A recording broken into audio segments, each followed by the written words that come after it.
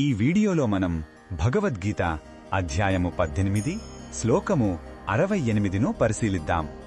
భగవద్గీత యొక్క ముగింపు అధ్యాయంలో శ్రీకృష్ణుడు తన బోధనల సారాంశాన్ని, అత్యంత రహస్యమైన జ్ఞానాన్ని అర్జునుడికి వివరిస్తున్నాడు.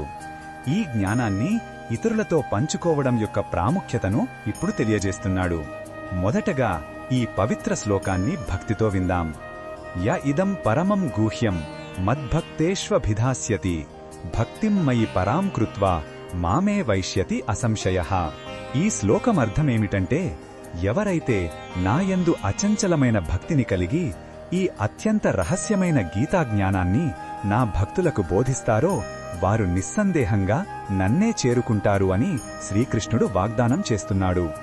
ఇక్కడ కేవలం చెప్పడం ముఖ్యం కాదు, చెప్పే వ్యక్తికి భగవంతునిపై గొప్ప భక్తి ఉండాలి. అలాగే వినేవారు కూడా భక్తి శ్రద్ధలు కలవారై ఉండాలి. భగవంతుని సందేశాన్ని వ్యాప్తి చేయడమనేది ఆయనకు చేసే అత్యున్నత సేవగా చెప్పబడింది.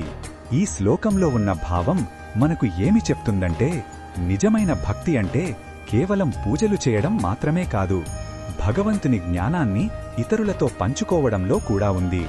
ఇది కరుణ, ప్రేమ మరియు సేవ యొక్క వ్యక్తీకరణ.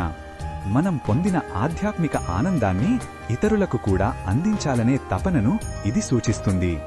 భగవంతునిపై ప్రేమతో చేసే ఈ సేవ ఆయనను సంతోషపెట్టే గొప్ప మార్గం. ఈ బోధనను మన దైనందిన జీవితంలో ఎలా ఉపయోగించుకోవచ్చు అంటే, మనం గొప్ప పండితులం కానవసరం లేదు. మనకు తెలిసిన గీతలోని ఒక్క మంచి విషయాన్నైనా కష్టాల్లో ఉన్న స్నేహితునితో పంచుకోవచ్చు. మన కుటుంబ సభ్యులతో కలిసి దీని గురించి చర్చించుకోవచ్చు. ఇతరులకు సహాయం చెయ్యాలనే స్వచ్ఛమైన ఉద్దేశ్యంతో, అహంకారం లేకుండా మనం ఈ జ్ఞానాన్ని పంచుకున్నప్పుడు అది భగవంతునికి చేసే సేవ అవుతుంది. మరిన్ని భగవద్గీత శ్లోకాల అర్థాన్ని తెలుసుకోవాలంటే మా తదుపరి వీడియోలను తప్పకుండా చూడండి.